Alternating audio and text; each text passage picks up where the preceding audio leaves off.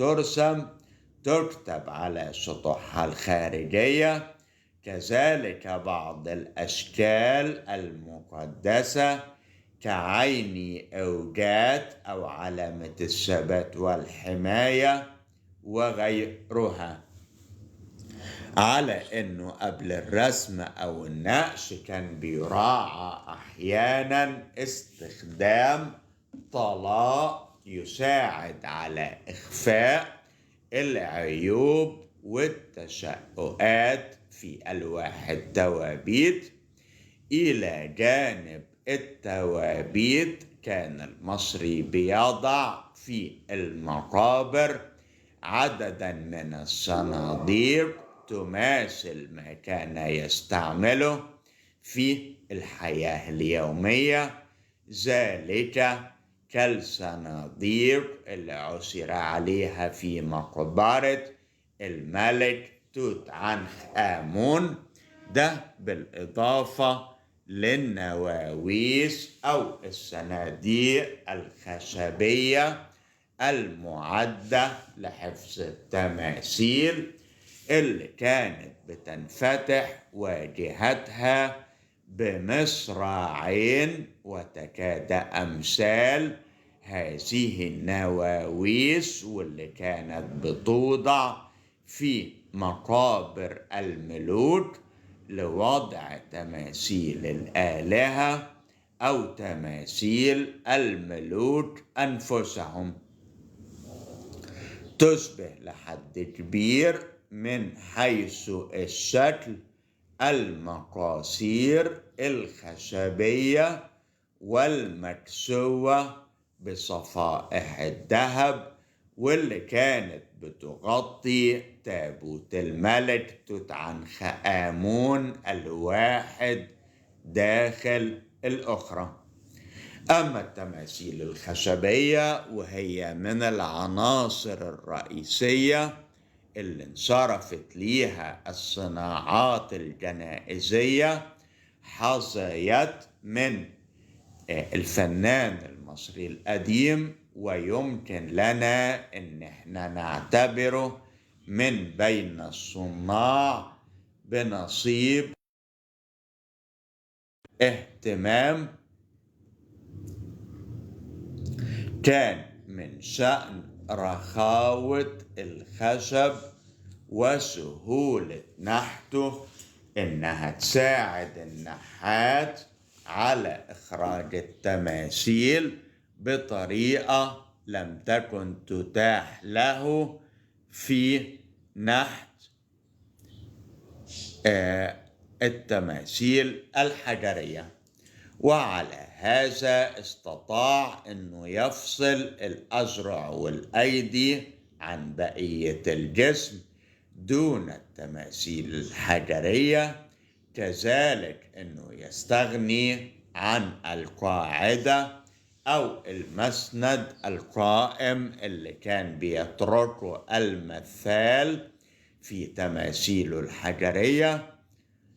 كما هنلاحظ من ناحية أخرى مدى الحرية اللي استغلها الفنان في نحت تماثيل الخشبية، واللي سمحت له بإبراز تفاصيل معينة لم تكن يتيسر له في تماثيل الحجرية، زي ما بيتضح لينا من تماثيل شيخ البلد وغيره.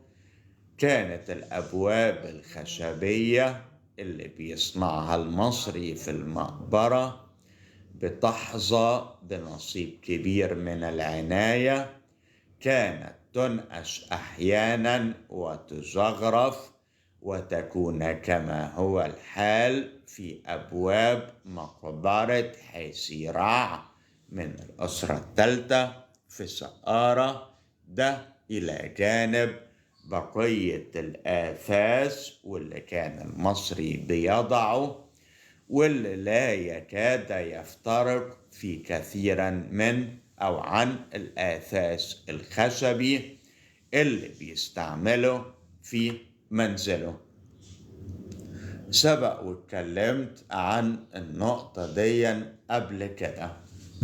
في نوع آخر من المصنوعات واللي صنعت أحيانا من الخشب زي نماذج القرابين، والمعروف إن المصري كان يحرص على أن تقدم في مقبرته بعد وفاته القرابين المتنوعة في مواعيد معينة، غير أن تقديم القرابين ديا لم يكن متاحا باستمرار، فاستعاض المصري عن ذلك بنماذج توضع في مقبرته لقطع اللحم، طيور وأطعمة أخرى اللي كانت من الخشب والحجر، وبتتلون علشان تاخد الشكل الطبيعي لما تمثله.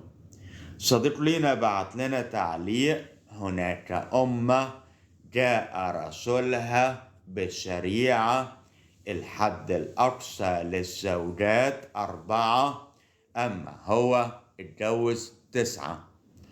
جاء بشريعة بتحدد مدة عدة المرأة 4 شهور، أما هو دخل بصفية في نفس الليلة اللي قتل فيها زوجها. صديق لينا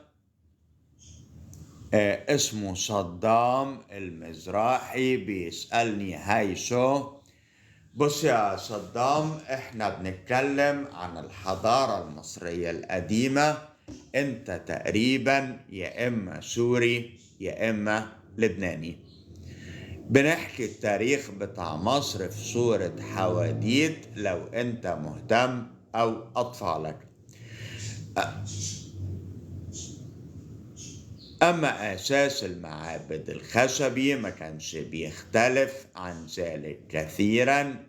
هناك الصناديق والنواويس والتماثيل، قوارب مقدسة وغيرها مما أبدع الصانع المصري في تنفيذه كل الإبداع. وبيدفعنا الحديث عن المصنوعات الخشبية لبحث المصنوعات من الآبانوس والعاج. والآبانوس متسمي في اللغة المصرية القديمة هبني، هي قريبة من كلمة آبانوس. كان بيرد لمصر من البلاد الواقعة للجنوب ضمن المتاجرة والجزية. راجت صناعة الآثاث الثمين من الآبانوس، صنعت منه مقاعد، مناضد، تماثيل، توابيت، نواويس، واستخدمت في صناعتها نفس الطريقة اللي اتبعت في صناعة أمثال هذه الأدوات من الخشب. استعمل المصري الآبانوس أيضا في العاج لبعض قطع الآثاث الخشبية.